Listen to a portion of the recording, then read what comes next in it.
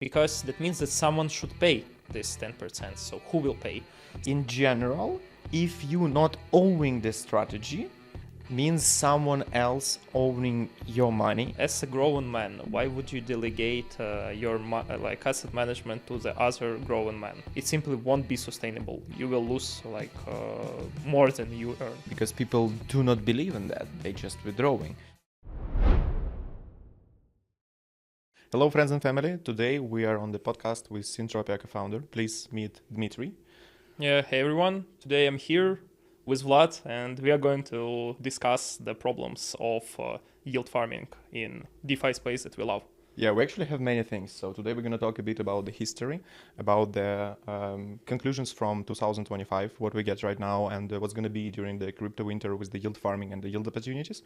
We will discuss the difference between the yield aggregators, asset managers, risk creators, and where actually they taking those yield to distribute for all of us.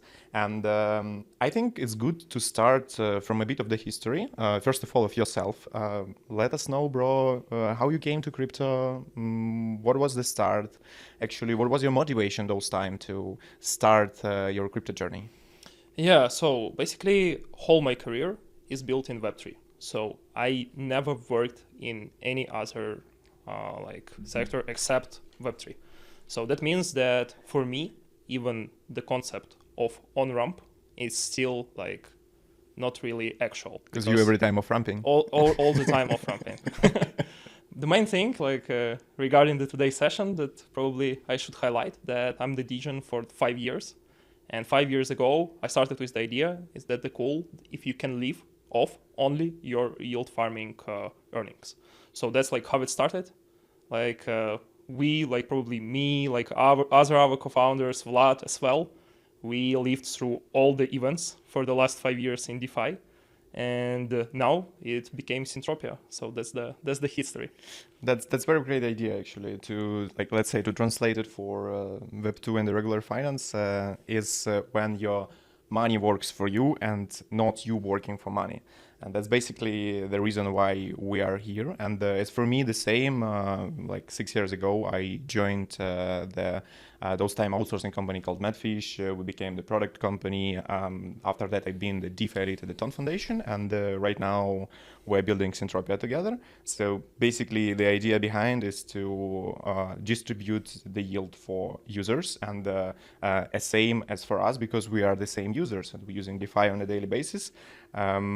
And the main point is to sustain fully your day-to-day life just from your crypto earnings and avoid, this is very, very important thing, avoid gambling, avoid scams, and avoid all of those meme coins, which are very risky. So this is the point. I would love to start from a bit of the history. Dima, tell us, please, what was the start of the yield farming, how it was, what was the protocols, why we get this term yield farming? Yeah, so basically I think that what you highlighted is to avoid meme coins, avoid risky opportunities. That means for me and for our approach that we have in Syntropia, it's means avoid air money, avoid something that prints out the Ponzi schemes, I would say. That's for me means sustainability, and that's what we will discuss. But from the history of the Web3, I believe that it started mostly as from Ponzi schemes. Ponzi schemes, obviously. Yeah, and that's why it's risky. Because let's say we will discuss this today, but let's say how much you can earn in DeFi, what's the target APR that you can earn? Probably most of the people, they would love to outperform Bitcoin, because the main strategy now on the market is to you buy Bitcoin, you hold it, and in average, it can bring you nowadays, I think 20% APR or something like that. You mean from year to year? Yeah, just from based year, on the growth. Yeah, based on the growth. So if you want to have some yield just on the stable coins, it probably should be more than 20%. I agree from the one side and I disagree from the other side. Why? Because like the structure of the BTC is still volatile asset, and the structure of the stable coins, like it should be, not like it is, like it should be the stable assets. Yeah. But basically they are depegging, and that's why people choosing. That's the problem. But let's say that our target may be 20, but if you don't want to lock your funds in and you want to have like quick like withdrawals, quick replenishments, probably your target would be up to 15%. And then let's say BTC is like this APR is based on that people buying more Bitcoin, price becomes bigger, like market cap becomes bigger. So that's like where the 20% come in. But let's speak about stablecoins, where you can get the yield like exceptionally like 15%. It's pretty big.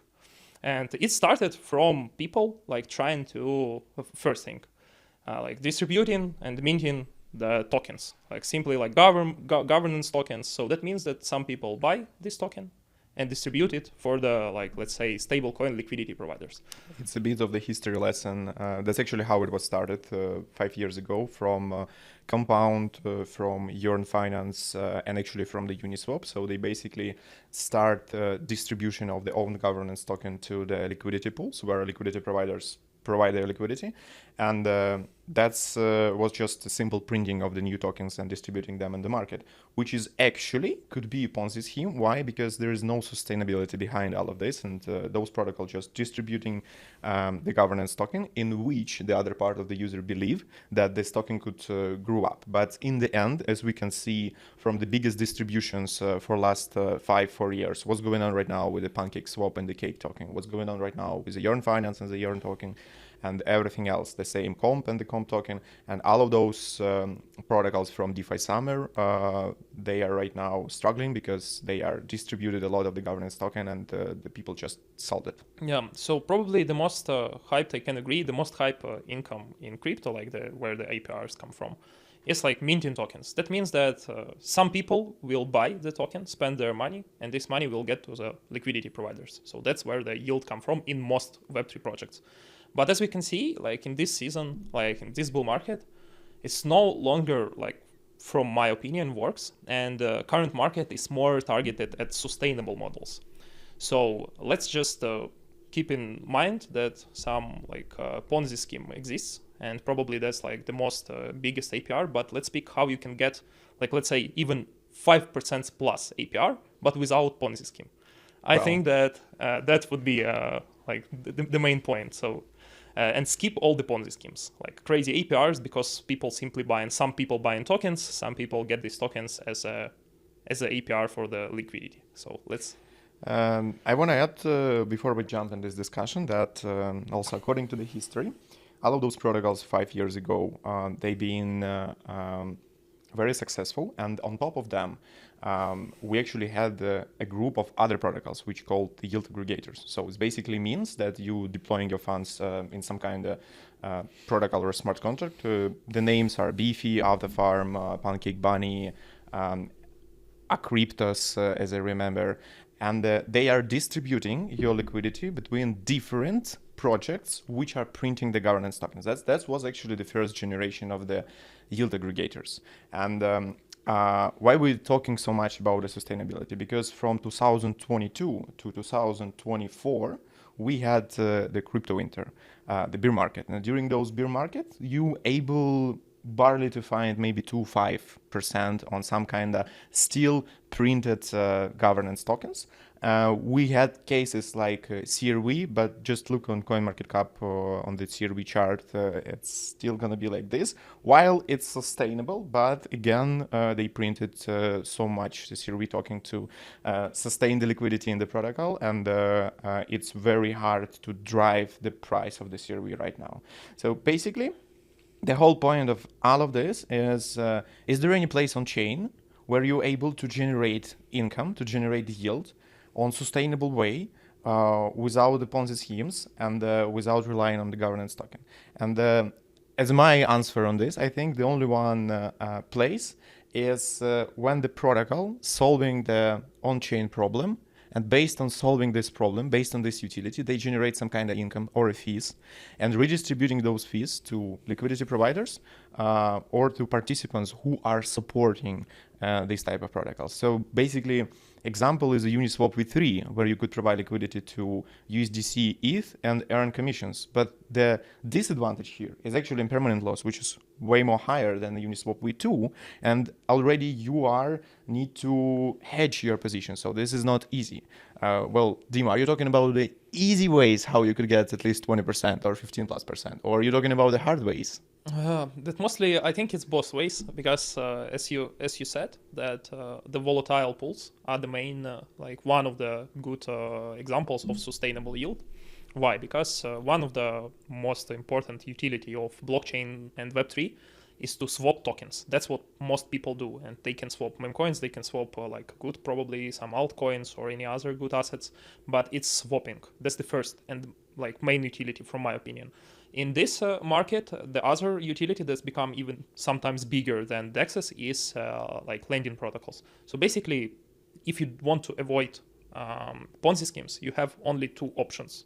It's first is to somehow try to become a middleman between traders and try to get the part of the fees. So it's from trading fees. Like a liquidity provider. Like a liquidity provider, right? And the second thing is that you can, for example, provide liquidity, again, as a liquidity provider, for those who want to borrow, right? So for example, but let's calculate, I don't want to speak a lot about lending protocols because I don't believe that these protocols can generate higher than 10% sustainable yield. Why? Because that means that someone should pay this 10%. So who will pay? Someone who don't want to sell the asset. So let's say it's the ETH, or let's say it's the BTC or something else. Probably ETH you can stake. They basically able to pay when they earn more than they pay. When they earn more. So probably they can stake. Yes, the other thing is LST protocols or mining fees. There's the other thing, but it's super low, so let's avoid it. But anyway, I would skip the lending protocols because yes, it's super sustainable yield, because let's say I'm the holder of some asset, I don't want to spend it. Probably I can stake it for 3% APR, borrow maybe at 6, and it's pretty nice if it can, let's say, generate, as I said, 20% yearly average, and that's it. It would work. So you can pay 10%, why not, for the borrowers. It's not happening on the market, but conceptually it works. And so that's why lending protocols we can skip. Mining fees, probably we can skip too, because it's too passive, too obvious strategy. But the most interesting that we have is trading, because it's from my opinion, is the only sustainable way for now in crypto, because everyone is swapping something.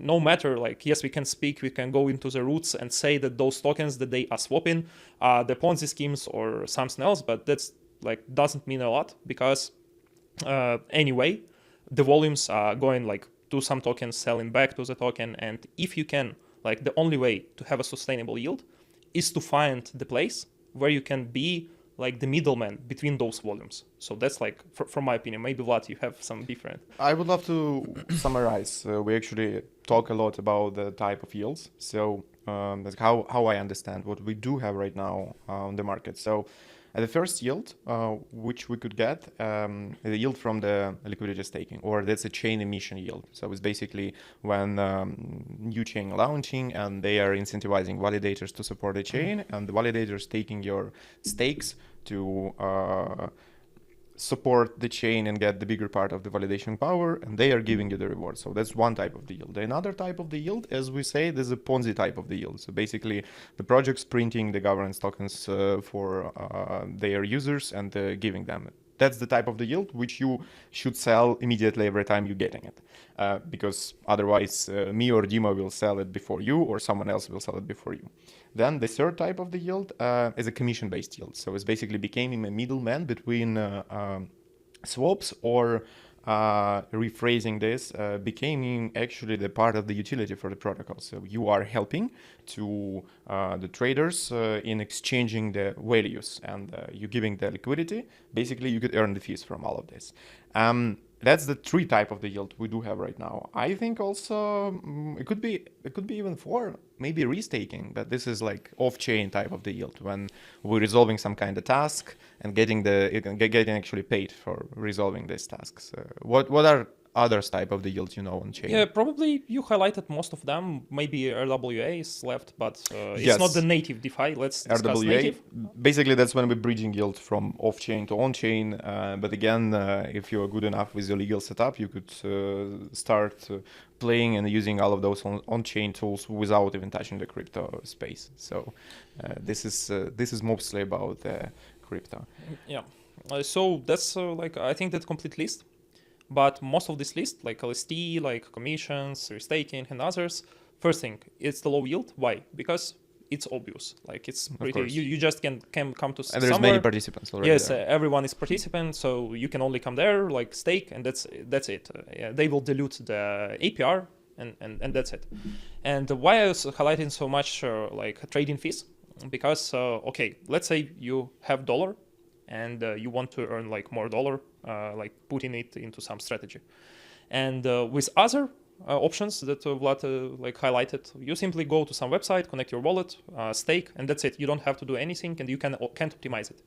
But the volatile assets is more interesting because there is volumes, like there is like trading activities.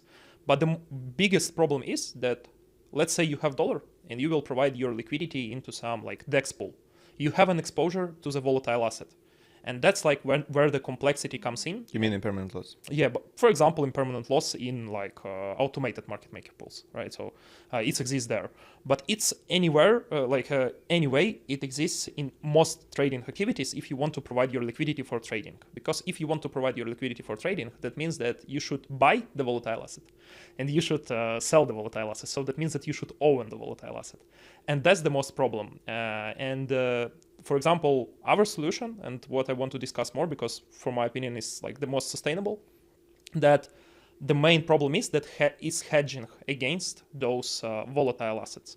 And if you will look at the market, we have like big market making companies like Wintermute or for example like DWF or others, and they probably earn more than 10% or some kind of like around this number. And the goal is, and not with the obvious strategies, they are not simply staking their stablecoins in some protocol. Probably sometimes they do, but the most income comes not from the like obvious strategies that are accessible for everyone.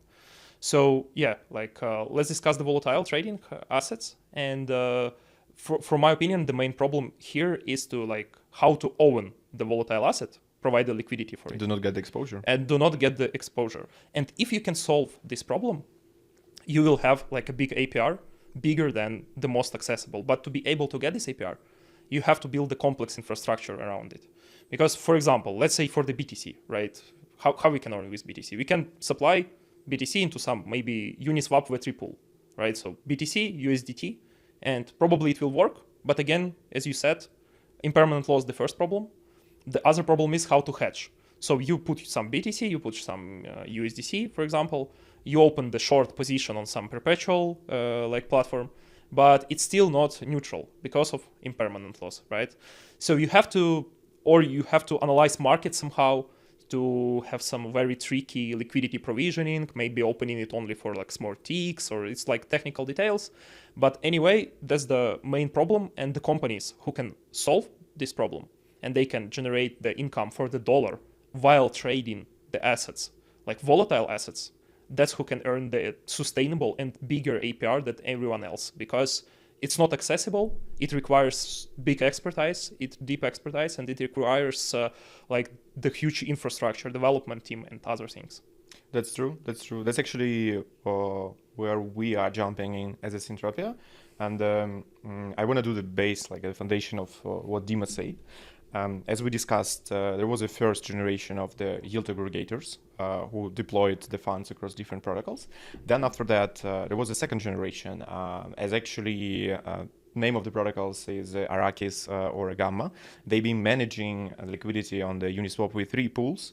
And right now, after the bear market, we have the third generation of the yield aggregators. Actually, there is a type of categories on DeFi Llama called risk curators or on-chain capital allocator, or basically the asset manager. But they are right now actually facing not good times.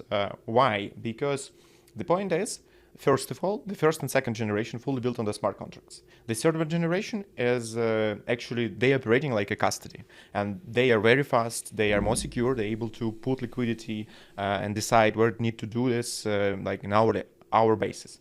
But the point is that the industry don't have any standard for safety operation of the asset managers. And recently we get those cases with the Stream Finance where $93 million was lost basically. Then we had still hacks in the industry, Yarn balancer recently. There is very big losses. And right now the liquidity providers, they just losing the trust to the asset managers. And the asset managers in general, they are fully relying on the incentives of the ecosystems and on the incentives of the protocols. What's going to be during the bear market? They basically not able to get any yield, not able to get any sustainable yield because they are fully relying on others who are doing Ponzi schemes or doing the commission-based model when they are providing liquidity. And this is the things which are accessible for you even without the asset manager. So you just could check the address of the asset manager, what they're doing, and you could replicate all of the things. What you couldn't replicate is a kind of complex and fancy strategies, which is market making doing. And this is the point what we're going to talk about today. Because in general, if you're not owning the strategy, means someone else owning your money and owning your rewards. And this is not fitting the values of our industry, actually. And this is the main problem and the main point that we still have on the market, the part where we could provide liquidity and get at least 15+%, even during the bear market. Could be 20, could be 25 and 30. And we are not relying on the others. We are not waiting for the governance talking or a private deal to sell. And this is basically the part of the market which is just established and growing very fast. So I'll let you present this part and like how it's called, what's the history, what's the point, what we're actually talking about so much. The first thing I remembered is the fun tweet where one guy, after all these scams from other asset managers like Stream Finance and other losses, he tweeted that as a grown man, why would you delegate your asset management to the other grown man? So that's that's the thing. So and that's the question because. For example, as Syntropia, we started with the vision that we can give our funds from the vault as a vault operator. We can delegate those funds to other asset managers and be the fastest, who can escape in case if those asset managers will lose money. So that's why I very much love the metaphor. It's like you are in the field where there's a lot of wolves and you're saying you are the fastest sheep in the field. Exactly. So that's why, for example, other grown men can delegate the funds to the vault operators, to the other grown men as us. So because we can be the quickest. So we are always keeping our hands on the pulse and trying to escape if everything will go wrong. And it will go wrong. Because as you can see from the past events, and for example, for the last half of the year, we have a public vault and we are a public vault operator, and we were able to escape from many DPEG events, from some losses in lending, even in lending protocols, losses from the Stream Finance and other things like monitoring everything that is happening in the market, like borrow rates, for example, Pendle, other markets like maturity dates, liquidity levels, and a lot of other things. But for example, what we understood so far and what we are doing right now, it's better to be a wolf than a fastest sheep, for example. And that doesn't mean that we will, for example, do some bad things to others. That means that we will run our own proprietary strategies. So we don't have to believe anyone except us. We don't have to carry those risks from delegating the assets to other asset managers and trying to monitor them. It's actually not participating in this game. It's basically not participating in this game. That means that we are basically creating our own strategy. And if we will go back to the tweet that I mentioned, that why someone should delegate the funds to the vault operators like us, because it's super complicated thing to build the whole infrastructure and gain this expertise that we have by yourself. It's impossible. because just to cover like one strategy, to monitor this strategy, you should have a complete team of developers, of traders, and every person in the team should have a very good DeFi expertise and even like trading expertise as well. What you're talking about directly? So what kind of strategy it is? How you could explain it? So basically, what are you doing? Like what are we doing? What's the point? Yeah, so we're still doing yield farming for in the trusted projects, like mostly decentralized, who are like for the long time in the market. For example, Curve in Curve ecosystem, it means like CRE, USD, and other stable coins. But it's already like half of the assets under management are delegated to our own trading strategies.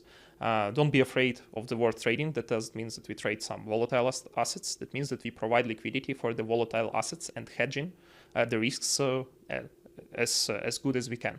So what it means that, for example, if like Vlad will come to us or any other person, he can sell the Bitcoin to us or buy the Bitcoin from us if we have one, and we will charge the fee for this trade.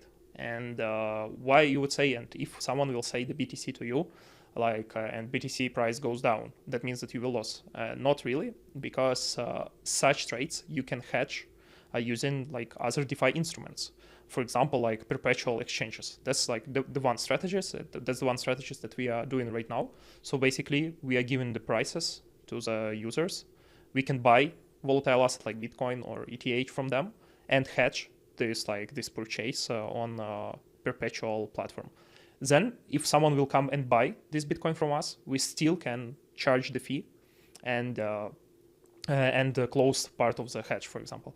And in simple words, we are basically charging trading fees, and that's it. And the other thing is that it's hard to replicate, because if anyone will see that there is the pool on some automated market maker exchange like Uniswap that can give you 30% APR, it will probably exist only for 1 week, maybe even for 1 day. Yeah, because a lot of people just came and jump with their liquidity to farm all of these rewards. A lot of the liquidity will sit doing nothing, basically. Yes, concentrated liquidity somehow fixes this problem, but still, even in the concentrated liquidity, we still have, it's more accessible than provide direct trades on CEXs, for example, on RFQ protocols, or on other order book exchanges or OTC markets, and other things. Can I say that we are becoming a market maker? Yeah, like market making is definitely one of the strategy, because it's sustainable. You can see a lot of the big companies like market making that everyone knows that are living out of the yields, and believe me, they are earning like more than even 30% sometimes, and for the very big amounts. That's the first thing is market making, because it's not obvious. It's it requires a lot of infrastructure, so it's not simply click the button and deposit into the vault. So wanna disclose the meaning of the market making, because like many people on the conference and around the crypto saying this word, we know the market maker, we're working with the market making or market making launching the token. Basically, how to understand it correctly, that's the type of the company or the team which operates on different platforms, and they are basically resolving some kind of needs of the users. So what does it mean? If you see on the one chain, the price of ETH could be on the couple percentage different than on the other chain, what market making is doing, they are buying on the one chain and selling on another chain. So they are achieving the market equilibrium. That's one of the strategies under the market maker team. Then what it could be what Dima explained. So basically, the market maker could participate in Uniswap X or in 1inch and support resolves. So basically, someone want to buy and sell, and the market maker, if they had those funds, could buy or could sell to the user or from the user some cryptocurrency, charging small fees. Why they doing this on the perpetual futures? Because they hedging initial exchange to stay to USD, actually, do not get exposure to volatile assets. And that's another one point. There's also could be arbitrage strategy between the CEXs and DEXs, and that's the point. So basically, the market maker It's the type of the company or a team who are building their own strategies on the market, and they are finding some kind of insufficiencies or insolvencies on chain and solving them. This is it, and that's the actually yield source for them. And this is way more complex than just simple liquidity providing on the DEXs or lending protocols, and you get bigger reward from this. And this is the point when actually the like yield aggregators or risk creators, vault operators, different names, could own the strategy. And that's how we are right now, like not participating in this game or with the wolves and sheep. Yeah, even I can even simplify those statements. It's like the first thing is like selling, buying assets, like in this like two goals, like is to find to whom you should like sell these assets, so find the volumes. And the second thing is to be as like the most efficient seller and buyer of this asset. So it's not possible like simply clicking some buttons. You should like build a big infrastructure for this. So that's the first thing. It's like market making. You provide liquidity for traders, and if you're doing it in the right place and you are the most efficient, efficient team who does this provisioning, you will win and you will have a yield. And the other thing is that you can do it even on Uniswap v3 if you can. For example, you can have some super complex strategy, like providing like small, hedge with the options, maybe with perps, maybe with something else. Yes, you can do this still. And if you will provide like in very tight ranges this liquidity, maybe you can. But again, it's not accessible to others. So that's like your mode as a team. That's the first thing. And about insufficiencies. You still have the liquidity, right, as a vault operator, and you can deploy this liquidity into the strategies which will do the arbitrage.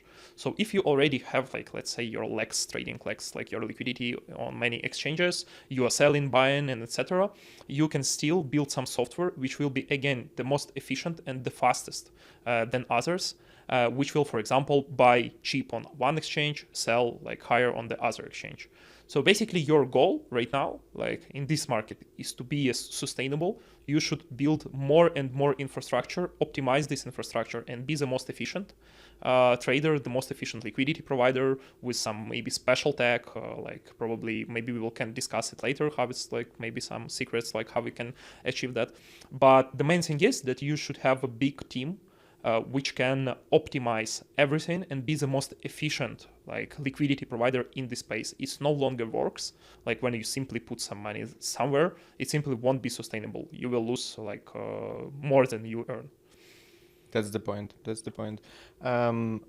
Before we jump, or if we decide to jump in some kind of technical discussion about all of these things, I hope you guys understood the point that we are basically trying to escape the yield farming game and build own strategy, and we do have a good success here. We're gonna scale this system, and we're actually distributing the yield to the liquidity providers.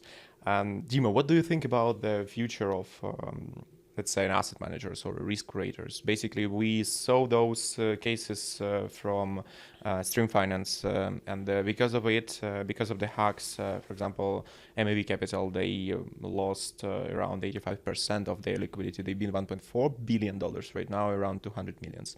R7, same, and basically all of the risk creators and asset managers right now losing liquidity because people do not believe in that. They're just withdrawing. So how do you think, what kind of future we could expect from this very greedy part of our industry when the users just could, push the one button deposit and get the money, but at the same time they could get nothing? Yeah, I think it's all about the time and the reputation of like vault operators or asset managers. Because most of them, as we can see, they all exist maybe for like 1 year, or like at this scale that we can see now. But the reputation will accumulate, and the only thing how you can like check the asset manager or vault operator is the time. It's the only thing. If, for example, like those vault operator can survive 2 cycles and don't lose money, it's like more trusted than those who like can survive, right? So that's the only thing I believe you can check. The other thing is that this is the transparency. It comes with some drawbacks, but for example, some of the mentioned asset managers, they don't bring users any transparency, like how much reserves do they have, like where those reserves, in which strategies they are. And then it becomes like, okay, we don't have these reserves anymore, we lost money. How, why, when? No one knows. So that's I believe that's the problem. So what we should solve, we should solve transparency, but we should solve it in tricky way without exposing the details of the strategy. Because let's say as Syntropia, I saw some of the companies, or even like maybe some familiar with us other teams, they were asking like, hey guys, I saw your address on the debunk, I saw this strategy, can you tell more about it? And on the next day I can see their liquidity in the same strategy, right? So that's the problem, because maybe you can find some niche strategies, but if anyone can track, they can simply replicate. So I believe that asset management, the future is about building the reputation, like long term, without taking like extra risks like on clients' funds. And the other thing is that we should solve is the transparency problem, like how to be transparent but not replicatable. And I saw many projects, it's like probably the good topic for other discussion, but I saw many projects that already solving transparency of the reserves without exposing the strategy. So it's all about time and transparency so far. But about yield aggregators, it no longer will work, because let's say we have some strategy, you have to build a complete smart contract. This smart contract will be hacked, and this like small 10% yield will never cover your losses. So the only thing that we have right now is that more professional team will emerge, and time will show who will survive and who will take the biggest part of the market. Agree. Unfortunately, if we will imagine like the person who had $1 million in stable coins, and this person don't want to buy any volatile assets, so they just want to jump into crypto. They this person saw good yields, like 10-15%, and to choose actually the place where to put liquidity, to choose a vault, this is very difficult person for the person not in the industry. And basically, I think 99% that this person will lose money if they do not understand how the things works. It could be a hack, could be just some mistakes from the asset management team. I think the best way what you could do is not starting with a big amount of money, just starting to participate on 10% or even 5%, firstly to understand how the things works, how to evaluate the teams, the strategies, searching the transparency. Every time actually when I'm on my personal funds using DeFi, I trying to do the first transaction in and out on $5-10 just to understand am I able to withdraw the assets, because sometimes you're unable to withdraw it, and that's also another one point. But in terms of this institutional grade, we have this word institutional for this bull market, and people using it very, very good in terms of marketing, in terms of selling the strategies. We are totally not institutional grade. We're like 0.5% from 100% of institutional grade, like as an industry. Yeah, but we're still going in this direction, and sometimes it will be fully regulated, and this should be do like that, unfortunately, because it's not possible to as we understood, you can't build a completely decentralized trustable. Yeah, it's still service. You should trust, but you can't trust. So you should regulate somehow those entities who can operate. Like if you can trust, they need to be punished. And that's because of the punishment you could trust. Yeah, definitely. So, and the thing is about, again, like the asset managers that, let's say you are the person who want to earn in DeFi without asset manager or vault operator or the professional team. Just saying that if you will have like $1,000, split it into the 10 parts, invest into the yield opportunities 10% plus APR, I can say for sure that you will lose like 2 parts of this in the end of the year. You won't be able to earn. So I would not recommend you for now without the teams, without like professional, somebody who you can delegate to. I would not recommend you doing this by yourself, trying to earn something only for the educational purposes. That's like how the market looks right now. But to choose from vault operators and asset managers, you definitely should educate yourself so you can distinguish the bet good or the medium asset managers and understand where the yield come from. Because if you don't understand where the yield come from, you are the yield. So that's like the from the last cycle, the most popular like statement. That's true. That's true.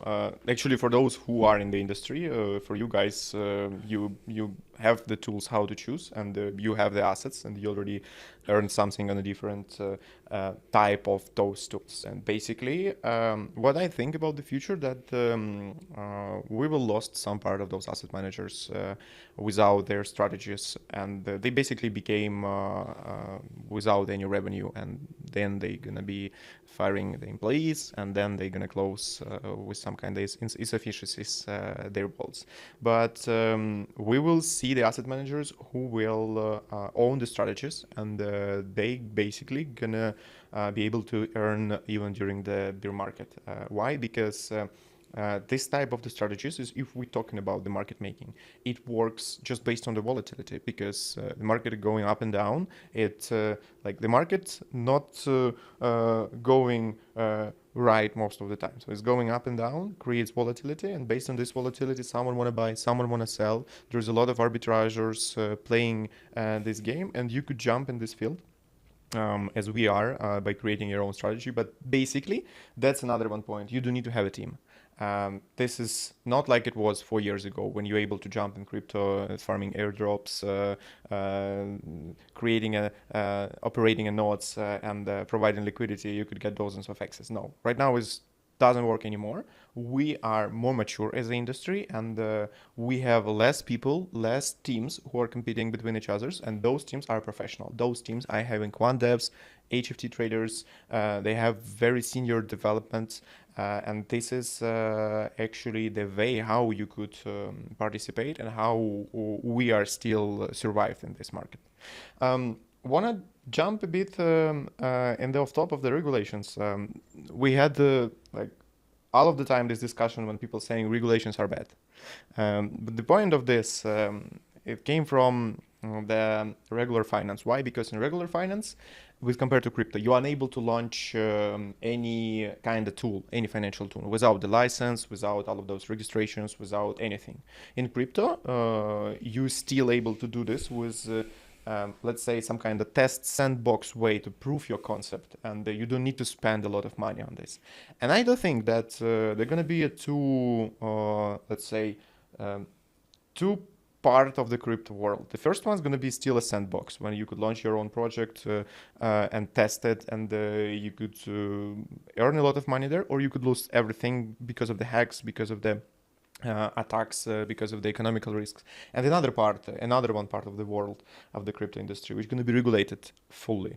And as for you, for builder, you could start from the sandbox, you could prove that it works, and then you could jump into the regulated field, get license, get transparency, and you could attract more liquidity. So I think that's the part of the synergy which we could achieve in the near future, which we, I think, must achieve, because if we wouldn't do this, we will have this sandbox with 3 billion hacks like this year, and which is not attractive for the investors in the industry. Yeah, I'm completely agree, because like having everything decentralized, having smart contracts and other things, it's always like super extremely not good, because so you have to expose you to the risk of hack.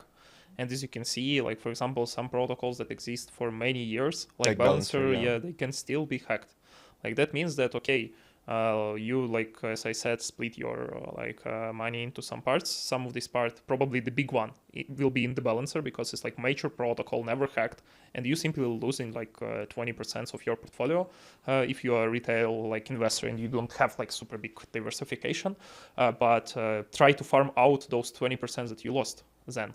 So the more like, from my opinion, the more sustainable model is to have like some vault operators who can operate the funds probably maybe in some kind of framework, legal framework, or even maybe technical framework, but without exposure to smart contracts, without exposure to these hack risks. So the only thing is that they have to like select some good probably infrastructure where they can hold these funds, and that's it. And we have a lot of such solutions on the market. So I think it's about asset management this cycle. You can even see the Etina, for example. It's still asset management, right?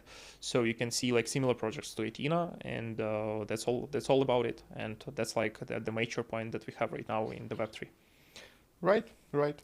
So we have a couple minutes left, and I want to ask you the final question. Can you share, please, what are the plans for Syntropia for the next year? So where are we going, what we're looking for, and what's, let's say, our goals for the next year?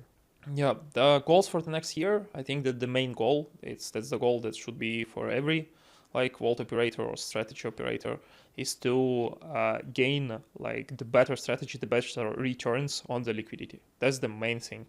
And how you can achieve that is having the super good, super optimized software which can manage these funds exceptionally. So that's the goal, is to improve like our software, is to improve our strategies, increase our capacity, and have a bigger APR. And it would be even safer than like the last year that we had like yield farming, risk modules, and other things, because we won't trust anyone. We only trust ourselves and the software that we written by ourselves. Like no any other actors in this in this architecture. So that's it. Thank you. Thank you, Dima. And thank you guys for watching this podcast. We're very happy to share actually how our kitchen works, who we are, what we think about the market, and how we personally live inside of the DeFi and inside of the crypto. So keep your funds safe and stay in touch with Syntropia.